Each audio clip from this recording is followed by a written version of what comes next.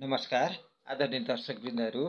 यति बेला हामी सुख शान्ति टिभीमा छौँ र हाम्रो आध्यात्मिक प्रवचनको कार्यक्रमका श्रृङ्खलाहरू भइरहेका छन् र हाम्रो आध्यात्मिक प्रवचन श्रृङ्खलामा आदरणीय गुरु पण्डित नारायणचार्य कौशिकज्यूले हामीलाई विभिन्न समय सामयिक विषयहरूमा प्रवचन दिइरहनु भएको छ र आउँदै गरेको बाला चतुर्दशी, जसलाई सतबीज छर्ने दिन पनि भन्छन्, पितृहरूको सम्झनामा विशेष गरी विभिन्न शिवालय मठ मन्दिरहरूमा सतबीज छर्ने चलन छ र यो चलन कहिलेदेखि चल्यो, यो सतबीज छर्नुको कारण के हो, यसको महत्त्व, यो पर्वको बेग्लै खालको विशेषता के छन्, यी आदि विषयमा आज हामीलाई प्रवचन आदरणीय गुरुदेव नारायणचार्य कौशिकज्यूले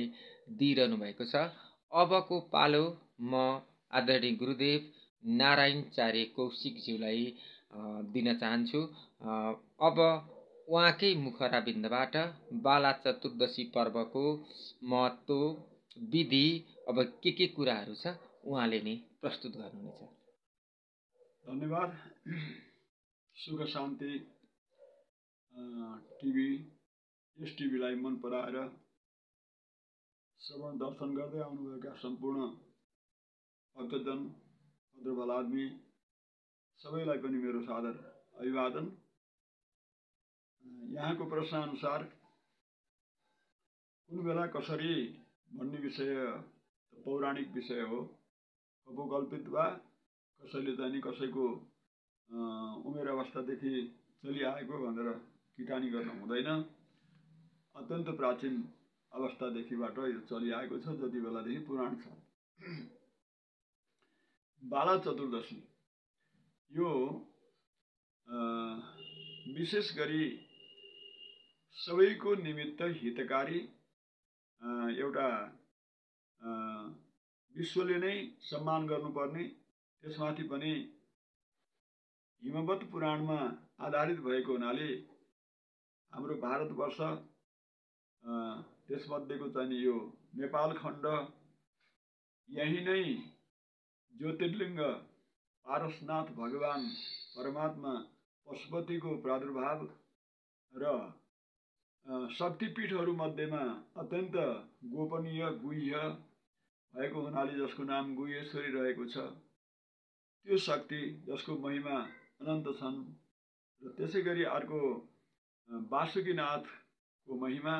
वासुकीनाथ पनि सम्पूर्ण पृथ्वीको संरक्षणको लागि भगवान शङ्करको सहयोगार्थ तपस्या गरेर बस्नुभएको छ, जसको चाहिँ पशुपतिभन्दा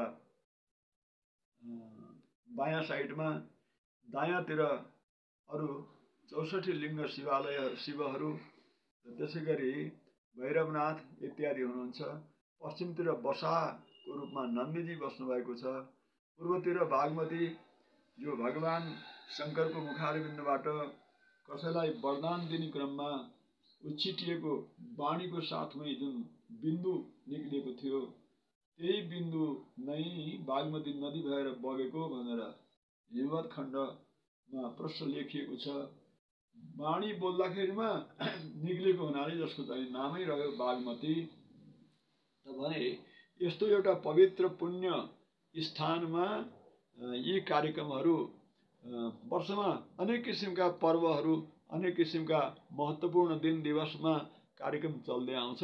यसमध्ये पनि यो बाला चतुर्दशी चाहिँ अझ विशेष प्रकारको छ, किनभने यसले सानातिना प्राणी समुदायदेखि लिएर हाम्रा चाहिँ विगत पितृहरूलाई समेत पनि यसले उद्धार गर्ने भनेर पौराणिक आशय बुझिन्छ। पुराणमा त्यो कुराहरू लेखिएका छन्।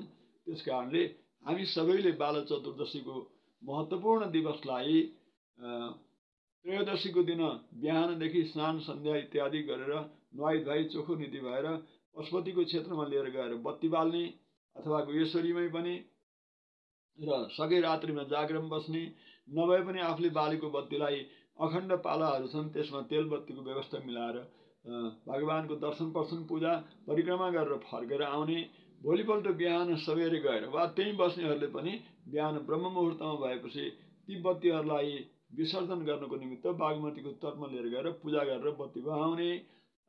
अलिकति पुरानो समयमा भन्नुहुन्छ भनेदेखि त बागमतीमा नुहाउनको लागि ज्यादै भिड लाग्थ्यो। अहिले नदी अलिकति दूषित भएको कारणले शुद्धिकरण त गरेको छ नेपाल सरकारले अथवा स्थानीय समाजले, तर पनि त्यो पूर्णतया शुद्धि हुन सकिरहेको छैन।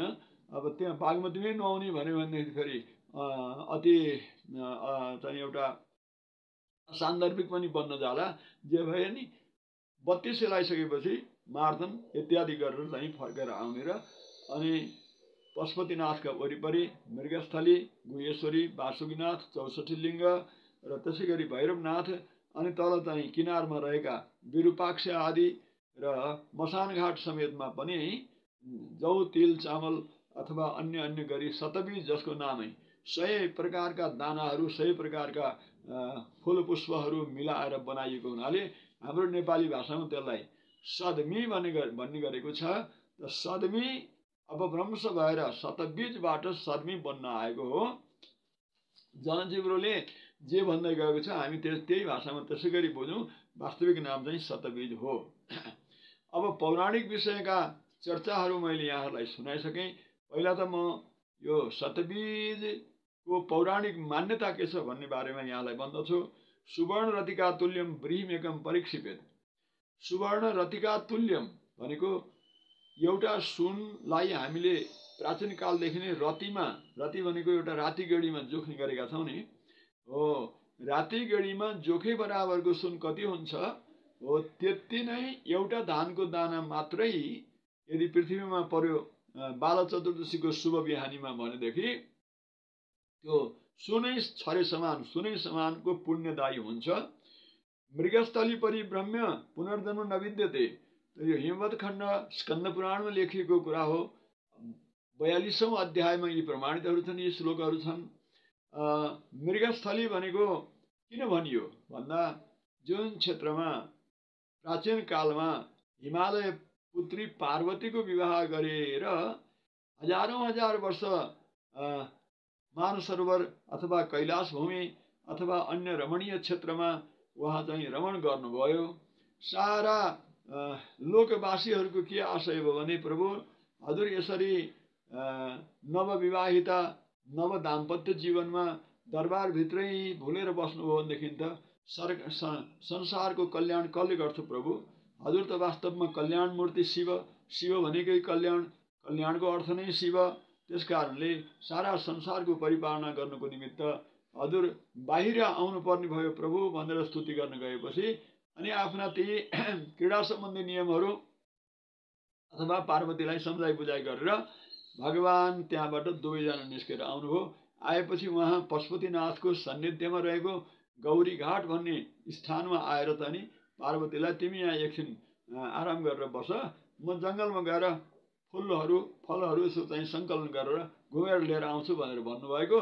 त्यहाँबाट उहाँ बिदा भएर जानुभएपछि अनि उहाँले मृगको रूप धारणा गरेर जङ्गल चर्न थाल्नुभयो। त उहाँको एकछिन भनेको समाजमा रहेका हामीहरूको निमित्त अथवा सामाजिक मानिसहरूको निमित्त त्यो एकछिन त यहाँ त 100औं वर्ष भइदिन्छ, हजारौं पनि भइदिन्छ है। यस्तो किसिमको कालजयी अथवा कालातीत भगवान परमात्मा शङ्करको लीला कसले नै बुझ्न सक्छ र? त उहाँका ती लीलाहरू गर्दा गर्दै यता पार्वतीले पनि धेरै कालसम्म तपस्या गर्नुभयो, तैपनि भगवान शङ्कर आउनु भएन। ध्यान दृष्टिले विचार गरेर हिँड्दाखेरिमा उहाँ चाहिँ मृग भएर भ्रमण गरेर नयाँ घाँसहरू खाएर मृगिणीहरूको साथमा पनि रमण गर्दै हिँड्नु भएको पाउनुभयो। अब मृगको रूप लिएको प्रभुलाई मैले के गरौँ, म त तपस्यामै बस्छु, जहिले उहाँको दया करुणा हुन्छ तब आउनुहुन्छ भन्ने विचार गरेर उहाँ तपस्यामा बस्नुभएको हुनाले जुन ठाउँलाई अहिले गौरी घाट भनिन्छ, पशुपतिको गुहेश्वरीको जतिको महत्त्व छ त यो गौरी घाट पनि त्यसै गरी पुराणमा प्रसिद्ध र महत्त्वपूर्ण स्थान हो। एउटा ठुलो वृक्षको निकटमा रहेको चाहिँ साना वृक्षहरू ले अलिकति पौष्टिक तत्त्व पाउँदैनन्। तिनीहरू छाहारीको कारणले, तप्किनुको कारणले अलिकति ओझेलमा पर्छन् अथवा त्यति सप्रिन सक्दैनन् भने जस्तै त पशुपतिको र गुहेश्वरीको बीचको भएको हुनाले जति पशुपतिको महत्त्व छ, जति भिडभाड हुन्छ, गुह्यश्वरीमा जति महत्त्व छ तति भिडभाड हुन्छ भक्तजनको, त्यति नै बढी भिडभाड त हुँदैन नै। तर पनि बिचमा पर्ने भएको हुनाले गौरीघाटको सम्मान नगर्ने पनि कोही छैन। यस्तो प्रकारले शिव पार्वती अथवा चाहिँ गौरी शङ्कर यी दुईजनाका लीलाबाट, यिनका क्रीडाबाट यो मृग बनेर हिँडेको कारणले गर्दाखेरिमा, उहाँले घुम्नुभएको कारणले गर्दाखेरिमा बागमतीभन्दा पारीको जुन अहिले राम मन्दिर आदि गरेका विशेष प्रकारका चाहिँ महत्त्वपूर्ण ऐतिहासिक धरोहरहरू चाहिँ जहाँ छन् त्यहाँबाट मृगस्थलीको सुरु हुन्छ अनि गएर उत्तरपट्टि गएर गुह्यश्वरीको मन्दिर वरिपरिका जङ्गल समेतलाई मृगस्थली नै भनिन्छ। त यो मृगस्थलीमा समेत भ्रमण गरेर चाहिँ यो शतबीजहरू छर्नुपर्छ। पूजयत पशुपतिदेवम गुह्येशीम परमेश्वरीम वासुकीम नागराजेन्द्र तद्दिने पूजनम चर्येत भन्ने पनि वचन छ। यस दिनमा नुहाई धुवाई शुद्धतापूर्वक भगवान पशुपतिनाथको पूजा गर्नु, गुह्यश्वरी माताको पूजा गर्नु, गौरीघाटमा गौरीको चाहिँ दर्शन पर्शन पूजा इत्यादि गर्नु। त्यहाँबाट आएर फेरि वासुकी नाग अनि गणेश, विविध प्रकारका गणेशहरू छन् काष्ठमण्डपमा। र यो मृगस्थलीमा पनि एकजना अन्धा गणेश, के अरे बहिरा गणेश भन्ने जाने गणेशका मूर्ति छन्। हरेक त्यहाँ यात्रा भर्न जाने, शतबीज छर्न जाने भक्तहरूले यो परम्परा अनादिकालदेखिबाट चलिरहेको त्यो बहिरो गणेश भएको हुनाले उहाँले हामीले गरेका दान पुण्यहरू को आवाज सुन्नुहुन्न कि भनेर चाहिँ गणेशको मूर्तिमा हल्लाएर गणेशजी हामीले मृगस्थलीमा शतबीज छरेका छौँ, कृपया हजुरलाई ध्यानमा रहोस् भनेर अनि आफ्ना कहानीहरू सुनाउने पनि प्रचलन छ। त अलिकति इतिहास बुझेका बुढा पुराना भक्तहरूले चाहिँ त्यसो गर्छन् नै। आधुनिकतामा आएका नयाँ भर्खरै यो कथा थाहा नभएकाले त के गरून्, तैपनि त बाटो त्यही पर्छ, दर्शन गरेर जान्छन् भने पशुपतिनाथको, त्यसै गरी वासुकीनाथको, गणेशजीको आदि भैरवनाथको इत्यादिको चाहिँ पूजा विशेष महत्त्वपूर्ण दिन मानिन्छ। र अझ अर्को महत्त्व चाहिँ के छ यो पशुपति क्षेत्रमा शतबीज छर्नेको भने, पशुपतिभन्दा पश्चिम भने दाहिनेपट्टिको एउटा सानो चकालोमा वेदी बनाएर 64 शिवलिङ्गहरूलाई संस्थापन गरेको छ। यो प्राचीन कालदेखि नै संस्थापन गरेको हो। त यसलाई दर्शकहरूलाई, श्रोताहरूलाई म के निवेदन गरौँ भने, हेर्नुहोस्, हाम्रो जस्तै माघ महात्म्य स्वस्थानीमा सतीदेवीको चाहिँ शरीर जुन जुन क्षेत्रमा जहाँ जहाँ खस्यो त्यहाँ सबै पीठहरूको उत्पादन भयो, देवीको उत्पादन भयो। अनि शिवजी पनि एउटा रूपले रहनुभयो, 64 नन्दी भृङ्गी आदि गरेका सेवकगणहरू पनि रहनुभयो भनेर जुन स्वस्थानी महात्म्यमा कथा आउँछ।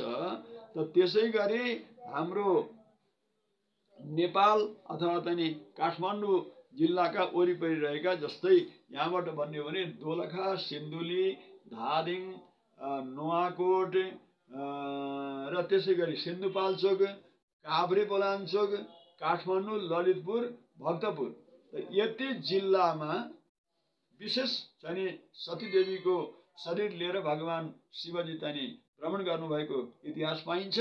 त त्यसरी भ्रमण गर्दै गर्दै जाँदाखेरिमा यी जिल्लाका कुना कानीमा, कहिले बिसीमा, कहिले लेकमा, कहिले जङ्गलमा, कहिले नदीका किनारमा, ती जहाँ जहाँ चाहिँ अब शिव इच्छा थियो अथवा चाहिँ भौतिकता, के अरे जहाँ जहाँ चाहिँ आवश्यकता थियो, त त्यही ठाउँमा उहाँको शरीर गलेर खसेको हुँदा त्यहाँ 64 लिङ्गेश्वर भगवान शिवको उत्पत्ति भयो। अब यो 64 लिङ्गको हुन त त्यहाँ 750 शिवलिङ्गको, कोटियौं शिवलिङ्गको पनि बयान गरेका छ। शिवपुराणलाई लिएर भन्नुहुन्छ भने 1000 शिव, 12 ज्योतिर्लिङ्गको विशेष महत्त्व छ, 11 रुद्रको महत्त्व छ, त्यसै गरी चाहिँ 100 शिवलिङ्गको महत्त्व छ, त्यसै गरी सहस्र शिवलिङ्गको, लक्ष शिवलिङ्गको र हुँदै गएर कोटिरुद्र संहिता भन्ने चाहिँ एउटा शिवपुराणको संहिता आउँछ। त्यो संहितामा त करोडौं शिवलिङ्गको महिमा गाएको छ। त्यस कारणले यो अनन्त अनादि अवर्णनीय यस्ता यस्ता किसिमका शिवलिङ्ग मध्येमा पनि मैले अघि नै जति जिल्लाको नाम लिएँ ती जिल्लाका कतिपय दुर्गम ठाउँमा उत्पत्ति भएका शिवलिङ्गलाई दर्शन पर्शन गरेर घुमेर भक्तजनहरूले फेरि केन्द्रीकृत भएर पशुपति आउन त सक्दैनन्। त्यो त 3 दिन 4 दिनको चाहिँ दौरान हुन सक्छ। त्यसो हुनाले हाम्रा पूर्वज अथवा इतिहासविद कोही कसैले सुविधा र पुण्यको दृष्टिकोण राखेर भगवान शिवको दाहिनेपट्टि पार्श्वमा अथवा चाहिँ दक्षिणपट्टिमा 64 शिवलिङ्ग स्थापना गरेको छ। त्यो शिवलिङ्ग एक प्रकारको नागबेली किसिमको छ। शतबीज छर्न जानुहुने भक्तहरूले त्यसलाई विशेष गरी बुझेर गए अथवा चाहिँ त्यो शिवलिङ्गका नागबेली घुम्न जान्ने अलि अनुभवी मानिसलाई अगाडि लाग्नुभयो भने तपाईँले पक्कै पुण्य गर्नुहुन्छ। होइन तपाईँले तपाईँको सुरमा हुलमाल गरेर जानुभयो भनेदेखि हेर्नुहोस्, तपाईँ जुन डोरोबाट जानुहुन्छ त्यो नागबेलीमा त्यहाँ पुगेपछि बाटो हराउँछ, फर्केर आउँदा अरू यात्रुले छेक्छन्। त्यसकारण के गर्नु पर्यो त भन्दा पल्लो गोरेटामा जानुको लागि त तपाईँले शिवलिङ्गको डिल नाग्नुपर्छ। नाग्दाखेरि शिवलिङ्ग नै नागिन्छ। तपाईँ पुण्य गर्ने भनेर जानुहुन्छ त त्यो रुटिन थाहा नभएपछि के हुन्छ, शिवजीलाई नागेर अनादर गर्नुपर्छ, पापको भागी पनि हुन सकिन्छ। त्यसो हुनाले सोचेर बुझेर अनि अलिकति अनुभवशीललाई मार्गदर्शक बनाएर महाजनो येन गत सपन्था भन्ने त हाम्रो चाहिँ प्रचलित छँदैछ नीति। त्यो अनुसार चाहिँ शिवजीका 64 शिवलिङ्गका उपरमा यहाँहरूले यो शतबीज चाहिँ प्रक्षेपण गर्नुपर्छ, छर्नुपर्छ।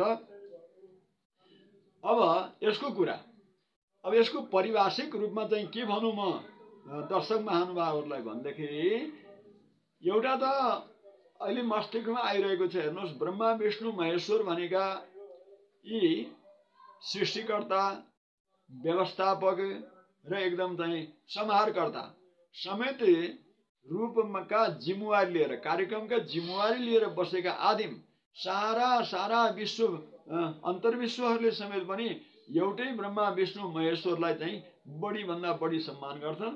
जस्तै अहिले गड भन्ने जाने जुन शब्द छ एउटा विश्व भाषामा, त यो गड पनि ब्रह्मा विष्णु महेश्वर हो।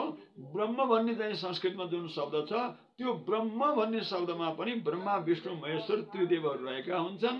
त त्यसका प्रतीकात्मक शब्द भनेको चाहिँ ओम अक्षर हो। ओम इत्येकाक्षरम ब्रह्म व्याहरम माम अनुस्मरण य प्रियाति त्यजन देहम सयाति परमाम गतिम। गीता, भागवत आदि गरीका उपनिषद आदि गरीका शास्त्रमा ओमकारको चाहिँ यति ठुलो महिमा छ। ओमकारम बिन्दु समेतम अन्य चाहिँ पुराणहरूमा पनि नित्य ध्यायन्ति योगिन ओमकारम बिन्दु सहितम नित्य ध्यायन्ति योगिन कामदम मोक्षदम चैव ओमकाराय नमो नमः। मनको इच्छालाई पनि पूर्ण गरिदिने, मोक्षसम्मको पनि सुविधा दिलाउन सक्ने बिन्दुले समेत भएको। अनि ओमको अक्षर पनि हजुरहरूले अब मैले यहाँ हातले देखाउने त कुरो आएन। ओम भनेका आजभोलि यो कम्प्युटरका भाषाका समस्याले गर्दाखेरिमा अ लेखेर लख र कान्दानी दिएर अनि थोप्रो दिएर पनि ओम भन्ने गरिएको छ।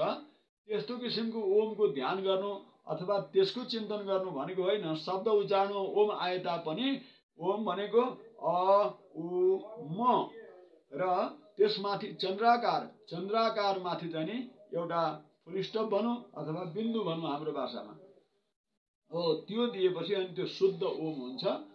त्यो ओम चाहिँ ब्रह्मको प्रतीकात्मक ओम हो। त्यसको हृदयमा ध्यान गरेर यो 64 लिङ्गेश्वर लगायत भगवान पारसनाथ अथवा ज्योतिर्लिङ्ग मध्येको चाहिँ नेपालका ज्योतिर्लिङ्गमा प्रमुख रूपले विराजित हुने भगवान पशुपतिनाथको वरिपरि पनि छिट्नुपर्छ। यी मृगस्थली, गुहेश्वरी आदि स्थानमा पनि छिट्नुपर्छ।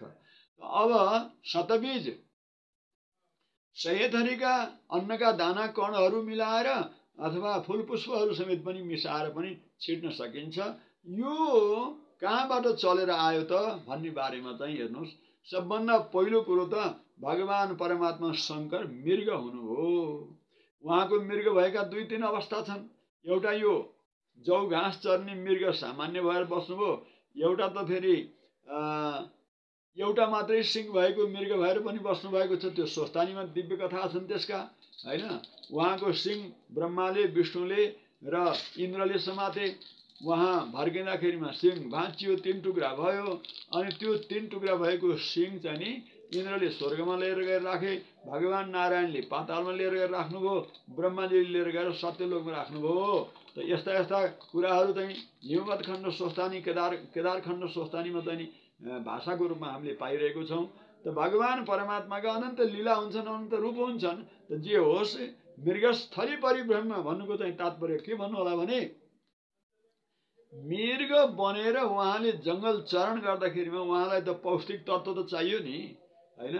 हामीले घरमै पालेको भेडा, च्याङ्रा, खसी, बाख्रा इत्यादि अथवा गाई भैँसी नै पशुहरू छन् भने पनि सिधा शुद्ध पानी खुवाएर तिनीहरूको शारीरिक बनोट चाहिँ रसिलो, फुर्तिलो, दुधालु इत्यादि त हुँदैनन्। अनि गाडा गोरु तान्न, के अरे हलो तान्न सक्ने गोरु त बन्दैन।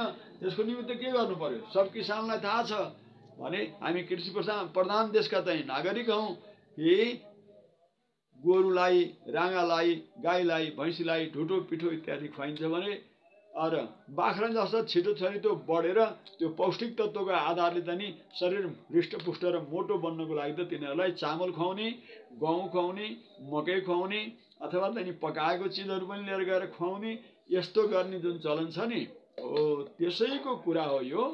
भगवान् शङ्कर मृग बन्दाखेरिमा उहाँलाई पौष्टिक तत्त्वको आवश्यकता पर्यो, घाँसको मात्रै भरले भएन। नभएपछि यो एउटा प्रथा के भयो त प्रभुको इच्छाबाट भनेदेखि, ल जौँ गहुँ र मकै, चामल इत्यादि आदि सम्पूर्ण कुरा मिसाएर, धानहरू मिसाएर छिटेपछि त जङ्गल चर्ने मृगहरूले पनि खुटुखुटु आफ्नो चाहिँ छरिएका पोखिएका अन्नका दाना खान पाउने भए। अनि त्यसै गरी चाहिँ बाँदरहरू छन् भगवान्का सहायक, हो तिनीहरूले पनि हृष्टपुष्ट हुन पाउने भए। जङ्गलभरि विशेष गरी चराचुरुङ्गी छन्। चराचुरुङ्गीको पनि त अन्नको दाना भनेपछि कुन चराको आहारा हुँदैन? चाहे मांसाहारी हुन्, चाहे शाकाहारी हुन्, सबै पक्षीहरूले अन्नको दाना मन पराउँछन्। त्यसो हुनाले उनीहरूको पनि जीविका भयो। त्यसै गरी न उड्न सक्ने, न टाढो जान सक्ने कीट पतङ्गहरू छन् नि, कमिला लगायतका, हो तिनले पनि अब धेरै थरीका अन्न छिटेपछि के भने ती जङ्गलमा अथवा चाहिँ माटोमा दुलो बनाएर बस्ने सानो सानो प्रजातिका चाहिँ कमिला लगायतका र धमिरा लगायतका यी प्राणीहरूले पनि अन्नका रस चाख्न पाउने भए। सारा संसारभरिका सबै वर्गका, अनि बागमतीमा चाहिँ गहुँ, चामल, मकै इत्यादि छिटेपछि शुद्ध पानीमा भएका माछाहरूले पनि, मत्कुणहरूले पनि चाहिँ अन्नका दाना खान पाउने भए। त्यसरी एउटा सर्वतोपक्ष चर प्राणीहरूको हितको लागि भगवान् परमात्मा शङ्करले दया गरेर यो आफू मृगको रूप लिएर अनिखेरि यो सद्गीत छर्ने जुन आयाम छ, पौराणिक व्यासजीको चाहिँ मथिङ्गलमा त्यो प्रदान गर्नुभयो। र यो पौराणिक अवस्थादेखिबाट नै यो चाहिँ नि विधि विधान चलेर आयो। र यसमा अब त्यसो भएदेखि त कुन बेला आफूसँग फुर्सद हुन्छ, कुन बेला धेरै थरी अन्न हुन्छन्, त जङ्गलमा लिएर गएर चाहिँ मकै गहुँ बर्काइदिए भइहाल्यो। कीट पतङ्गले खान्छन्, खोला लिएर गएर माछालाई बर्काइदिए पनि भइहाल्यो। उपकारकै निमित्त हो भने त के भयो त भन्नुहुन्छ भने होइन, त्यसरी त्यो पनि हो, तर होइन के भन्नुहुन्छ भने यो धर्मसँग जोडिएको छ, अनि यसमा पितृसँग पनि जोडिएको छ। भगवान् परमात्मा ब्रह्मा, विष्णु, महेश्वर यी 3 जनाका छारीमा काजक्रिया नपाएका, 10 क्रिया नपाएका, उत्तम लोक जान नपाएका है। हुन त यहाँहरूले सोच्नु होला उत्तम लोक भनेको स्वर्ग मात्रै हो, पितृलोक मात्रै हो, धर्मलोक मात्रै हो, अथवा वैकुण्ठ, शिवलोक, सत्यलोक मात्रै हो भन्नु होला। वास्तवमा भन्नुहुन्छ भने अगति परेका, आहार विहार गर्न नसक्ने त्यस्ता किसिमका निरीह चाहिँ भूत आत्मा, प्रेतात्मा भन्दा त बरु नरकमा बसे पनि ती पितृलाई सुख छ। ल यो बुझ्नु होला, भित्रैदेखि सम्पूर्णले चिन्नु जान्नुपर्ने, बुझ्नुपर्ने कुरो छ। मैले दोहोऱ्याएर भने त्यो नरकमै परेको भए तापनि बरु उसलाई सुख छ, शान्ति छ। किनभने जुन देह लिएर नरक जानुपर्ने हो त्यही देह लिएर गएको हुन्छ। नरकमा पनि रद्दै पर्छन् भन्ने चाहिँ एउटा भनाइ पनि छ भागवत कुञ्जमा। त तिनीहरूको स्तर ठुलो छ।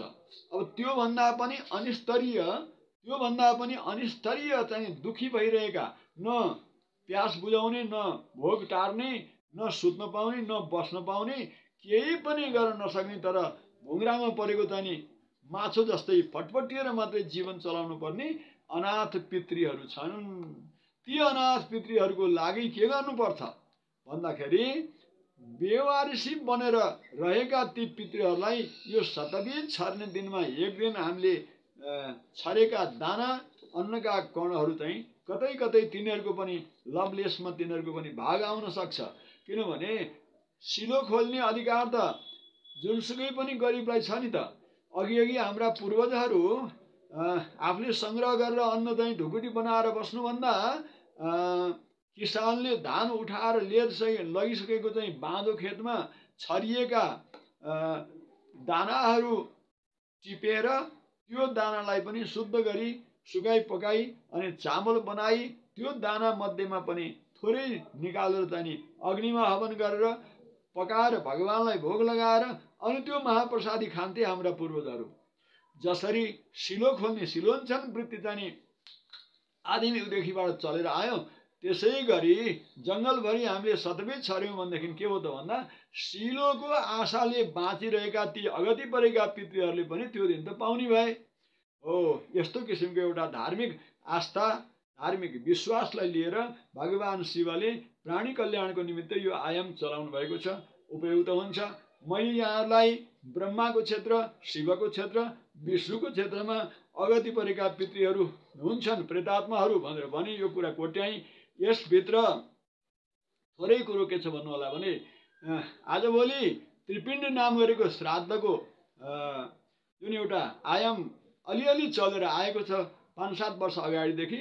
विधानहरू केही पनि थिएनन्, कसो पनि थिएनन्, साह्रै एउटा अप्ठ्यारो परिस्थितिमा हाम्रो समाज गुज्रिरहेको थियो र विगत 4 वर्ष अगाडि करिब मैले 3 पन्ना गयाजीबाट बेनामी तरिकाले लेखिएको, त्यो पनि लेखिएको भन्दा नि के भन्छ यो टाइप मिसिङमा टाइप गरेको मात्रै त्यस्तो किसिमको 3 पन्ना यो चाहिँ नि त्रिपिण्ड श्राद्ध भन्ने एउटा विधान मेरो हातमा पर्न आयो।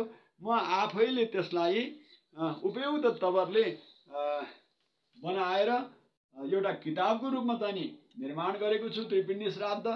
र त्यसको यो जसले सुख शान्ति टेलिभिजन अहिले चलाइरहनु भएको छ हाम्रो दामोदर ढकालजी, उहाँले नै यो छापेर पुस्तकको रूप चाहिँ तयार गरेर सिद्ध पनि गर्नुभएको छ। उहाँले अघि मलाई यो शतबीजको बारेमा जुन क्वेसन गर्नुभयो, मैले शतबीजको बारेमा बताइरहेको छु। यो सप्रसङ्गिक हुन आएको हुनाले यहाँहरूलाई के निवेदन गरेँ भने हामीहरूले थाहा पाएका छैनौँ। हामीले थाहा नपाएका कयौँ पुस्ता अगाडिदेखिबाट हाम्रा पितृहरू चाहिँ नि अनाथ पितृ भएर बसेका छन्, बेवारिसी पितृ भएर प्रेतात्मा भएर बसेको छन् हो। तिनीहरूको संरक्षणको निमित्त त्रिपिण्ड श्राद्ध गर्नुपर्छ। अब त्यो श्राद्ध कसरी गर्ने के गर्ने त किताबै हेर्नुहोस्, अरू सोच्नुहोस्, बुझ्नुहोस् र सबै कुराबाट उपयुक्त भएपछि यो उपयुक्त नै कुरो छ भनेर जीवनमा एकपटक गर्ने श्राद्ध हो हैन। त्यो पनि कुलै मिलेर गर्नुभए पनि हुन्छ। आफ्नो चाहिँ नि दाजुभाइ 3 पुस्ताभित्रको मिलेर गर्नुभयो झन् अत्यन्त राम्रो कुरा हो। त यो त्रिपिण्ड श्राद्धले जसलाई हामीले चाहिँ उपकार गरिरहेको छौँ त्यो उपकारको एउटा अंश भनेको चाहिँ शतबीज छर्ने पनि एउटा अंश हो। ब्रह्माको क्षेत्रको सत्यलोकमा, नारायणको क्षेत्रको चाहिँ नि वैकुण्ठमा र शिव क्षेत्रको चाहिँ नि शिव क्षेत्रमा नै ती प्रेतात्माहरू चाहिँ रहेका हुन्छन्। उनीहरूको आशय बोध हुँदा त यो त्रिपिण्डमा चाहिँ नि ब्रह्मालाई चामलको पिण्ड अथवा चामलको पिठोको पिण्ड, भगवान नारायणलाई जौको पिठोको पिण्ड, भगवान शिवका क्षेत्रमा रहेका अगति परेका प्रेतात्माहरूलाई चाहिँ तिलको पिठोको पिण्ड, यस्तो किसिमको विधान मिलाएर त्यो श्राद्ध गर्दाखेरिमा सम्पूर्ण अगति परेका पितृहरू पनि गति प्राप्त हुन्छन् अथवा प्रेतात्माहरू पितृपङ्क्तिमा प्रवेश हुन्छन्।